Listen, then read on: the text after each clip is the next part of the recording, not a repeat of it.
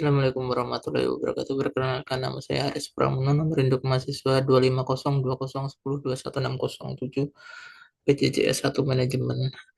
Kali ini saya coba memaparkan terkait analisa kasus dalam mata kuliah Pendidikan Pancasila. Itu terkait artikel pada detik.com bahwa main hakim sendiri ketika masa menjadi hakim. Dari artikel berita, kronologi kasusnya adalah bahwa di Tabanan, Bali pada hari Jumat 24 Juli 2026 pada pukul 1.30 seorang pria berinisial KD diduga tertangkap tangan mencuri ayam aduan milik warga di Banjardinas, Cuwuk Legi, Desa Batunya, Kecamatan Baturiti. Kemudian amuk massa warga yang emosi akibat maraknya kasus kehilangan ayam di wilayah tersebut melakukan pengeroyokan terhadap KD. Sepeda motornya pun turut dibakar. Kemudian KD meninggal dunia di lokasi kejadian. Anggota Polsek Baturiti tiba sekitar pukul 2 waktu Indonesia Timur dan mendapati korban telah tidak bernyawa. KD meninggalkan seorang istri dan 3 anak, 2 diantaranya masih bersekolah di kelas 1 SMA dan kelas 1 SD.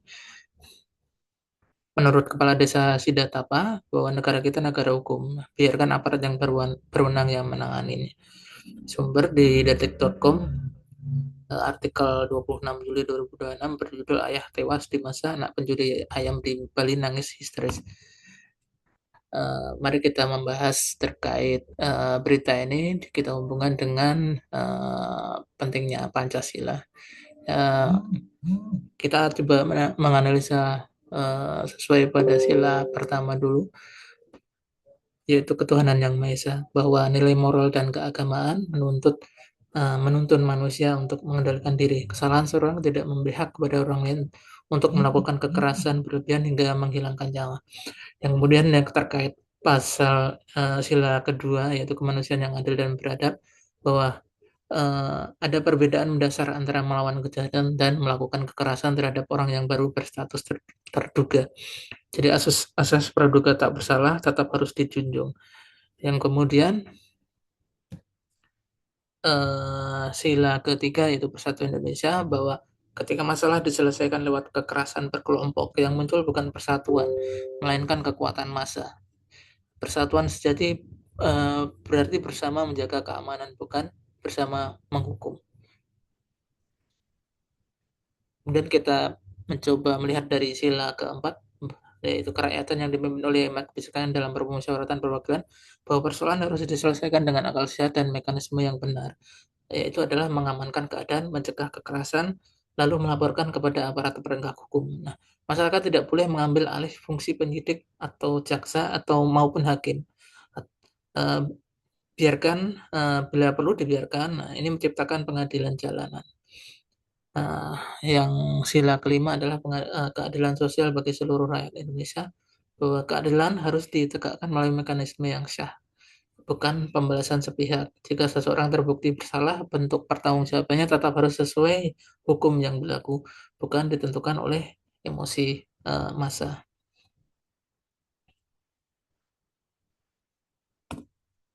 Nah, bila melihat dari Undang-Undang KUHP, dasar hukum apa konsekuensi dari tindak pidana main hakim sendiri ini?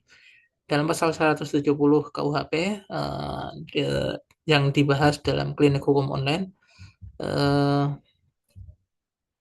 disebutkan bahwa ancaman pasal 170 KUHP untuk mengeroyokan kekerasan bersama adalah 5,5 tahun penjara. Kemudian 9 tahun penjara jika korban pengeroyokan mengalami luka berat, dan kemudian 12 tahun penjara jika pengeroyokan mengakibatkan korban meninggal dunia.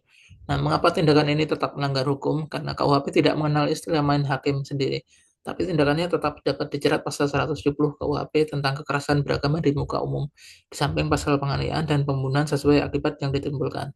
Nah, asas praduga tak bersalah atau presumption of innocence maka mewajibkan setiap orang yang disangka melakukan tindak pidana diperlakukan tidak bersalah sampai ada putusan pengadilan yang berkekuatan hukum tetap.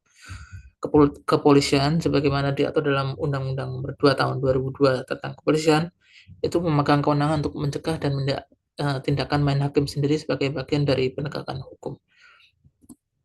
Kesimpulan dan sikap yang tepat, kita harus tegas terhadap kejahatan, namun tanpa memain hakim sendiri. Nah, dugaan pencurian tetap bersalah dan harus diproses hukum. Tapi kesalahan itu tidak memberi siapapun hak untuk menghukum dengan kekerasan.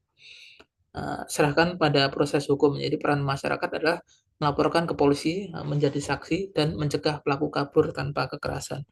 Kemudian keadilan bukan pembalasan. Nah, kelima sila Pancasila sejalan menuntun bahwa membela kebenaran secara manusiawi, adil tanpa balas dendam, dan bersatu untuk menjaga, bukan menghakimi. Menghukum seseorang tanpa proses hukum bukan memperkuat keadilan. Jadi itu justru merusak prinsip keadilan yang ingin kita tegakkan. Berikut paparan pendapat saya. Terima kasih.